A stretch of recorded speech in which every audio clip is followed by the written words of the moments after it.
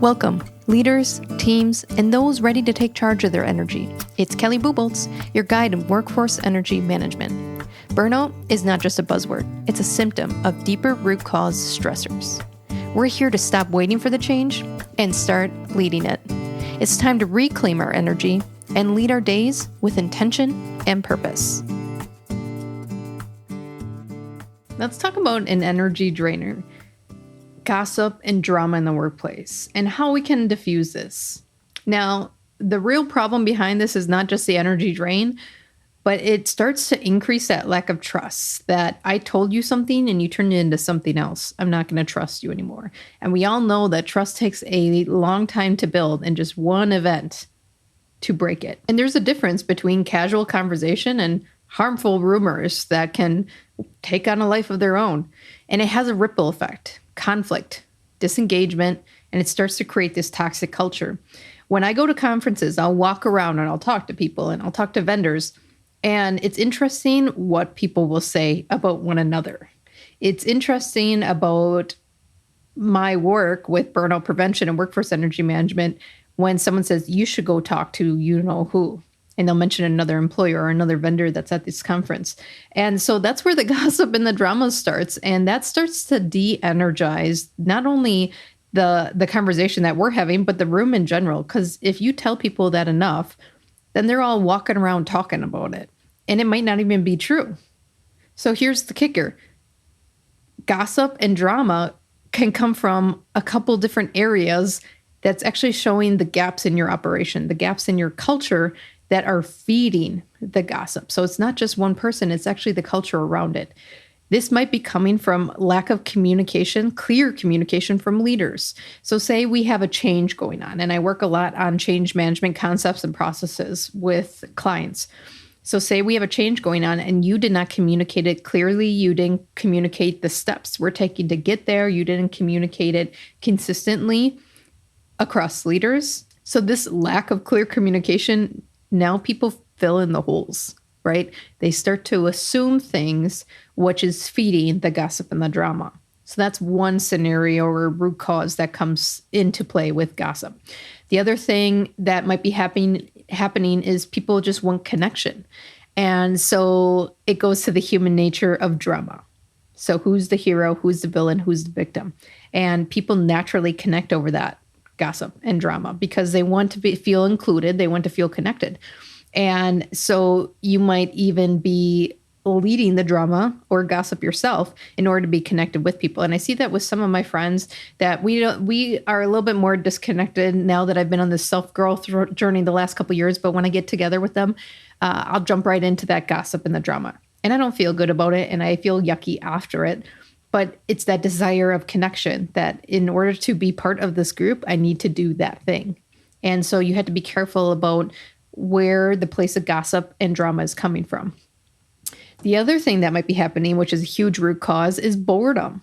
And it's interesting because people can be overworked and they can be overwhelmed, but they still can be bored. And it's this weird concept of what boredom means. And it means you're not challenged. It means that you aren't getting into deep work that's distracting you away from that drama and gossip. It means that you haven't done anything innovative or creative to feel that energy. So you're bored regardless of the workload or overwhelm.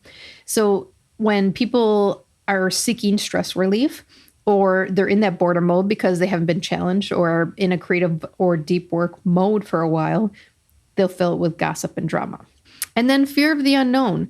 So when people are backed into a corner, when people are feeling helpless, that why try state, they will fill in the gaps with speculation, those assumptions.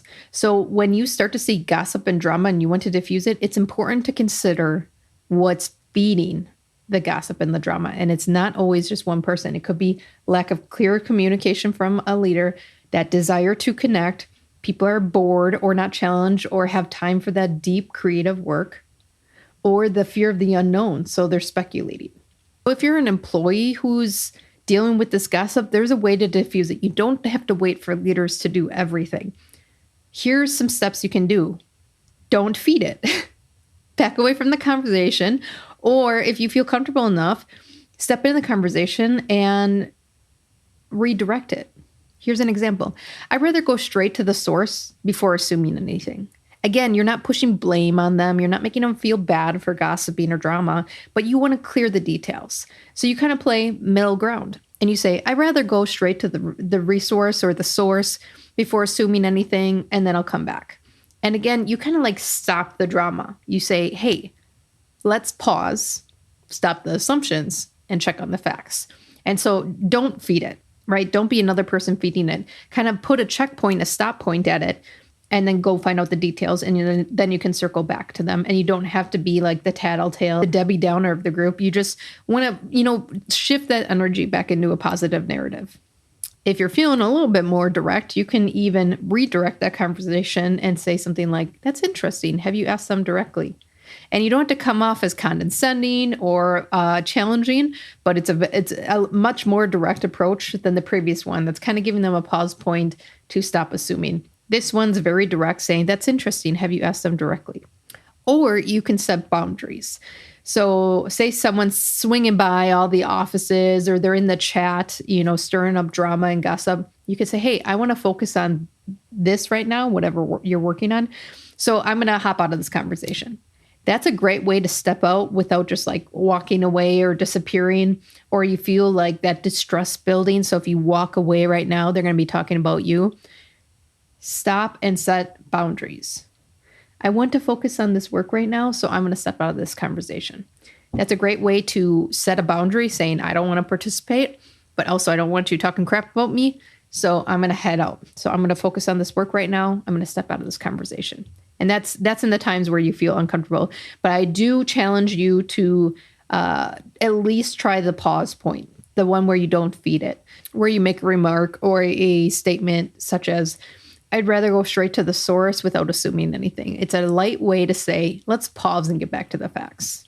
For leaders that are gossiping in the workplace, and I've been in enough executive and management meetings to know that we can feed each other pretty easily, you have to increase transparency around the situation and get back to the facts.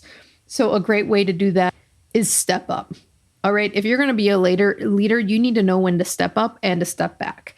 So a step up type of phrase that you can use is, I want to clear up any kind of confusion about this situation. Here's the real update, right? So back people out of the drama, pause, check the assumptions, and focus on the facts. Increase the transparency around the situation. Step up. Another thing that I want leaders to do when managing this in the workplace is address the concerns head on. Sometimes we want to address it with the person who's reporting the gossip to us, or you heard something that's not true and you're just talking to the person, right? The messenger. But you need to get to the root cause, the things we were just talking about in the beginning of this video. So can you address the concerns head on? It could be going to that department meeting. It could be going to that department manager and saying something like, I've heard there's been some worries about X, Y, and Z. Can we talk about this openly and just get it out in the air and talk about it? Because then you're going to see the dysfunction in your operation, be able to communicate and address it effectively. The other thing that you're doing as a leader when you're stepping up and having these conversations, leading the change out of gossip, out of assumptions, is you're promoting a culture where it's direct communication. We're not going to triangulate. We're not going to put mom versus dad situations. We're going directly to the source to clear up any misconceptions. So say you have an employee, and I got this often in HR, people will come in my office and say, I don't want you to do anything about this, but, and then they would gossip or drama or tell me about something that has nothing to do with their department, nothing even with them. And so I would redirect them, direct communication. If you have a concern, I encourage you to bring it up with the right person. And this is in situations where HR doesn't have to step in, that they're just gossiping, the drama. I will redirect them. Please go to the source and communicate well. And I'll give them some phrases to use as well, because what we're doing right now when there's gossip and drama, toxic cultures, is we're just waiting for someone to change it. Why aren't they doing anything about it? Why isn't HR doing anything about it? But you have to realize gossip and drama, toxic culture, is multiple people participating. One person, one leader is not going to change that. So everyone has to be involved, step up to the plate, and redirect this kind of communication. Now, something to consider and think about when gossip starts coming up and you don't want to take those steps is it thrives in silence and uncertainty. So when you can create a culture of trust and direct communication, bring clarity to the issues, it diffuses the rumors before they even spread. Today's step matters. It's in the micro moments that real change begins. Managing your energy isn't about shame, blame, or disrupting your lifestyle. It's about the small, intentional choices to reclaim that natural energy. If this episode hit the mark for you, share with others. This journey doesn't have to be lost and lonely, but exciting and full of new paths. See you back here to continue the adventure.